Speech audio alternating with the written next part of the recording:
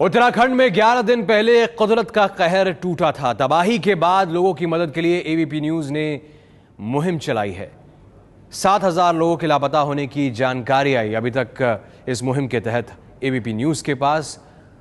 और ये जानकारी हमारे पास जो फ़ोन नंबर भेजे गए हैं उन नंबरों पर हम फ़ोन कर लगातार ये जानने की कोशिश कर रहे हैं कि जो तबाही के बाद से लापता हो गए थे वो घर लौटे या नहीं। हमने लापता लोगों की जानकारी देने वाले कुल 2736 लोगों से संपर्क किया है। हमें यह जानकारी मिली है कि अभी तक 1158 लोग घर नहीं लौटे हैं। वो 517 लोग घर लौट गए हैं जिनके लापता होने की जानकारी एबीपी न्यूज को भेजी गई थी।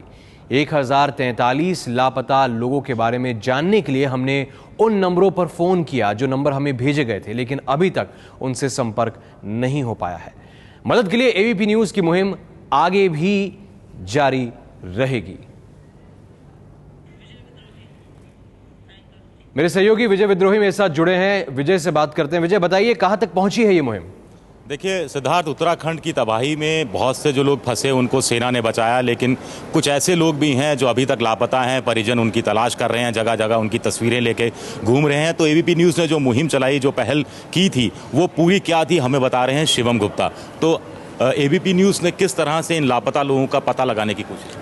हाँ विजय, जब हमने शुरुआत की थी तो हमने एक वेबसाइट लॉन्च की थी जिसमें हमने लोगों से कहा था कि वो अपने जो लोग गायब हैं, जो लापता हैं, उनके बारे में जानकारी हमें दें और हम उस जानकारी को आगे प्रोसेस करके कोशिश करेंगे ताकि उनके खोए हुए लोगों को ढूंढा जा सके। इस जानकारी से जो हमें डेटा मिला वो डेटा हमने अपने चैनल की स्क्रीन पर चलाया ताकि अगर वो लोग जो गायब हैं वो देख सकें या उनको किसी और ने देखा हो तो वो जानकारी वहाँ से मिल सके। इसके अलावा ये डेटा जो है ये होम मिनिस्ट्री, भारतीय गृह मंत्रालय को और उत्तराखंड सरकार को सौंपा गया और उनसे गुजारिश की गई कि वो इन लोगों को ढूंढने में मदद करें।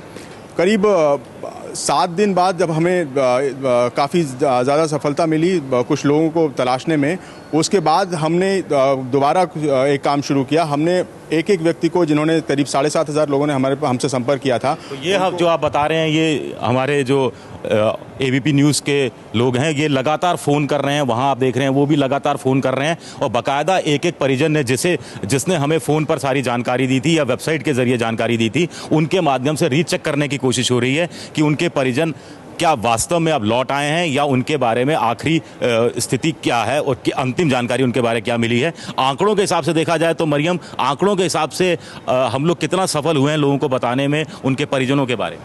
देखिए, अब तक हम लोगों के पास कुल 7,800 केसेस रिपोर्ट हुए हैं। उसमें से हम लोग 2,700 लोगों से करीब अब तक बात कर पाए हैं, जिसमें से कि 517 लोग ऐसे हैं जो लोग घर पहुंच चुके हैं अब तक सिर्फ। बाकी जो है वो 1,000 के करीब लोग हैं जिनसे कि हम बात नहीं कर पाए हैं क्योंकि कुछ ना कुछ वजह से हम उनसे बात नहीं कर पाए हैं।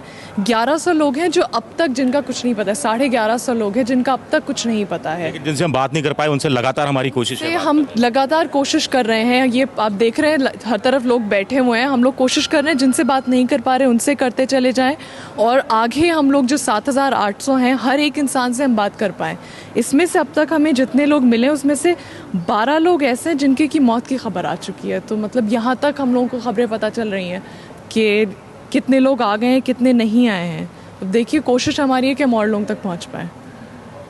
तो अभी भी लोगों को इंतज़ार है अपने परिजनों का जो लापता हैं। उसके अंदर एबीपी न्यूज़ की जो मुहिम है वो कहीं ना कहीं इस रूप में रंग ला रही है कि वस्तुस्थिति उनके बारे में आ रही है कि वो जिंदा हैं, मृत हैं या लापता हैं। और ये जो लगातार आंकड़े हमारे पास नहीं आ रहे हैं, ये भी हम लगातार भारत सरकार को, गृह मंत्रालय को और नेशनल डिज़ास्टर विभाग को और इसके साथ साथ जो उत्तराखंड की सरकार है उनको हम ये इन आंकड़ों की जानकारी लगातार दे रहे हैं। कहते हैं कि उम्मीद पे लोग जीते हैं, तो वाकई में उम्मीद लोगों की अभी तक बनी हुई है।